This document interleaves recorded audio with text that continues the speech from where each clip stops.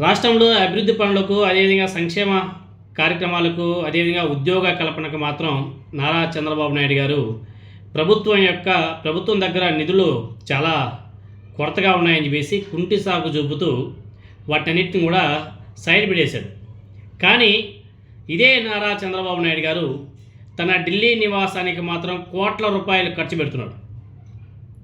ఇప్పటికే ఢిల్లీ నివాసంలో తన ఇంటికి సౌకర్యాలు, హంగులు, ఆర్భాటాల కోసం భారీగా కోట్ల రూపాయలు వెచ్చిస్తున్నాడు, ఖర్చు పెడుతున్నాడు. స్పెషల్గా జీవోలు ఇచ్చుకుంటున్నాడు. తాజాగా మరో 67 లక్షల రూపాయలు మంజూరు చేస్తూ ఉత్తర్వులు కూడా జారీ చేయడం జరిగింది. అంటే చంద్రబాబు నాయుడు గారు తన ఇంటి మరమ్మతుల కోసం, హంగుల కోసం, ఆర్భాటాల కోసం మాత్రం లక్షల రూపాయలు, కోట్ల రూపాయలు ఖర్చు పెట్టవచ్చు. కానీ పేదవాళ్ళకి ఆ ఫీజు రీంబర్స్మెంట్ ఇవ్వమంటే డబ్బులు ఇవ్వడు, ఆరోగ్యశ్రీకి డబ్బులు ఇవ్వమంటే ఇవ్వడు. ఆయన ఇచ్చేటువంటి హామీలు ఏవైతే ఉన్నాయో వాటిని ఇంప్లిమెంట్ చేయమంటే వాటికి మాత్రం ప్రభుత్వం దగ్గర డబ్బులు లేవని చెప్పేసి కుంటిసాగులు చెప్తాడు. ఢిల్లీ నివాసంలో మీటింగ్ హాల్ ఏర్పాటు, అదేవిధంగా చిన్న చిన్న రిపేర్లు, అదనపు సదుపాయాల కోసం ఈ 67 లక్షల రూపాయల నిధులను ఉపయోగించబోతున్నారు. ఇదే నివాసానికి గతంలో 95 లక్షల వరకు ఖర్చు చేసింది ఈ కూటమి ప్రభుత్వం. ఇప్పుడు 67 లక్షలు. ఇవంతా కూడా ఎవరి డబ్బులు? ప్రజా సొమ్మే కదా, ప్రజల సొమ్మే కదా. అంటే ఇప్పటి వరకు తన నివాసానికి ఓన్లీ మేకప్ చేయడానికి మాత్రమే 1.62 కోట్లు ఖర్చు పెట్టింది ఈ కూటమి ప్రభుత్వం.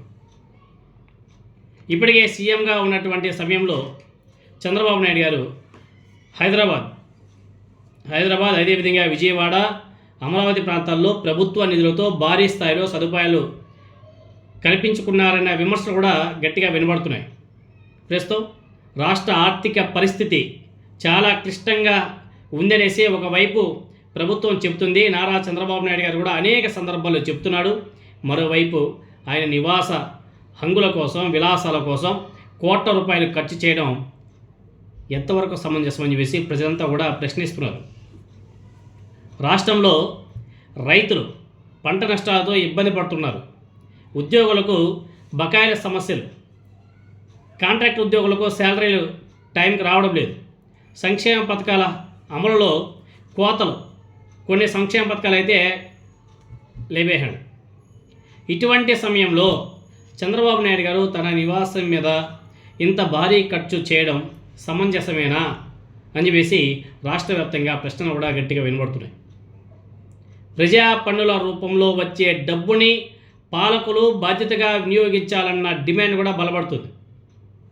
ఇప్పటికే అమరావతి నిర్మాణం పేరుతో భారీగా ఖర్చులు, అవసరానికి మించి ప్రత్యేక విమాన ప్రయాణాలు, అంతేకాదు తర్వాత అధికార నివాసాల విలాసవంతమైనటువంటి మార్పులు వంటి అంశాల మీద చంద్రబాబు నాయుడు గారి ప్రభుత్వం మీద విమర్శలు వస్తున్న సంగతి మీకు అందరికి కూడా తెలిసిందే. అయినా కానీ పట్టించుకోవడం లేదు.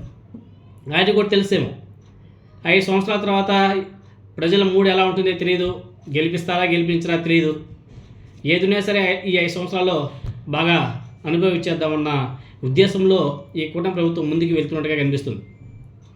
అలాగే రాష్ట్రం రోజు రోజుకి అప్పుల ఊబిలోకి కూరుకుపోతుంటే చంద్రబాబు నాయుడు గారు మాత్రం 931.8 కోట్ల ఆస్తులతో దేశంలోనే అత్యంత ధనిక సీఎంగా నిలవడం ఇప్పుడు విమర్శలకు మరింత ఆజ్యం పోస్తుంది అనే విమర్శలు కూడా గట్టిగా వినబడుతున్నాయి.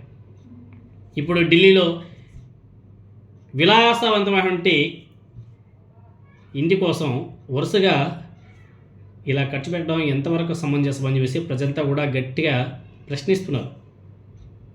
931.3 కోట్లతో ఈ దేశంలోనే ధనవంతుల సీఎంలలో చంద్రబాబు నాయుడు గారు టాప్ 1లో ఉన్నాడు. సెకండ్ తమిళనాడు సీఎం విజయ్ గారు 600 కోట్లు సంథింగ్. ధనిక సీఎం చంద్రబాబు నాయుడు గారు. అయినా కానీ ఢిల్లీలో తన నివాసానికి హంగుల ఆర్భాటాల కోసం కోట్ల రూపాయలని ఖర్చు పెడుతున్నారు. సమంజసమేనా? ప్రజలందరూ కూడా ఆలోచన చేయాలి. ఇది చంద్రబాబు నాయుడు గారి డబ్బులు కాదు, ప్రజల సొమ్ము. ప్రజల సొమ్ముని ఖర్చు పెడుతున్నప్పుడు ప్రజలందరూ కూడా క్వశ్చన్ చేయాల్సిన అవసరం కూడా ఉంది.